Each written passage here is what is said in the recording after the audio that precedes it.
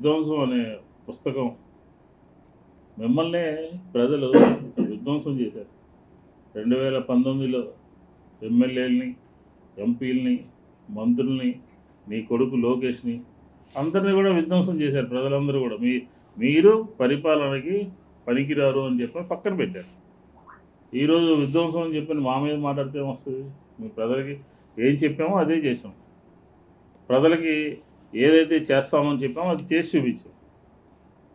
రేపు ఎన్నికల సమరానికి సిద్ధంగా ఉన్నటువంటి సందర్భంలో మా మీద బురద జల్లాలని, జగన్మోహన్ రెడ్డి గారి మీద బురద జల్లాలని, ప్రభుత్వ విధానాలని తప్పుడు సంకేతాలు ఇవ్వాలని చెప్పని ఒక కుట్రతో, కుతంత్రంతో పావులుగా విశాలాంధ్ర సురేష్ మారాడు, లేకపోతే అమ్ముడుపోయాడు, లేకపోతే చెప్పు చేతల్లో ఉన్నాడు.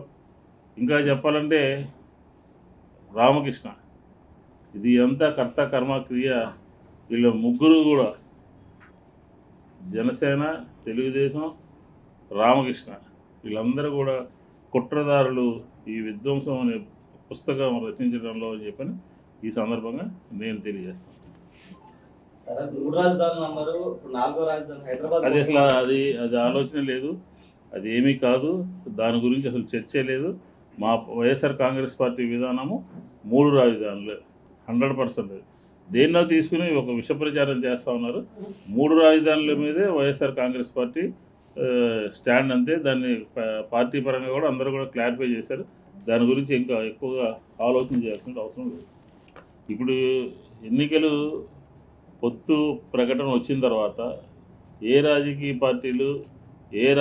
పార్టీల మీద కుర్చీలు విసురుతారో, లేకపోతే చెప్పులు విసురుతారో, రాళ్ళు విసురుతారో, వాళ్ళిద్దరు అభ్యర్థులు ప్రకటించిన తర్వాత ఖచ్చితంగా ఆంధ్ర రాష్ట్ర ప్రజలందరికీ కూడా మంచి వినోదం కనబడుతుంది. జగన్మోహన్ రెడ్డి గారు చెప్పింది వక్రీకరిస్తూ నీ కుర్చీ తీసేస్తారు మా వాళ్ళు, నీకు కుర్చీ నీ మీద కుర్చీలతో దాడి చేస్తారని చెప్పని మాట్లాడితే అదే విధ్వంసం. వాళ్ళ నేచరే విధ్వంసం, వాళ్ళ ఆలోచనలే విధ్వంసం, వాళ్ళ మనసులో ఉన్న మాట విధ్వంసం.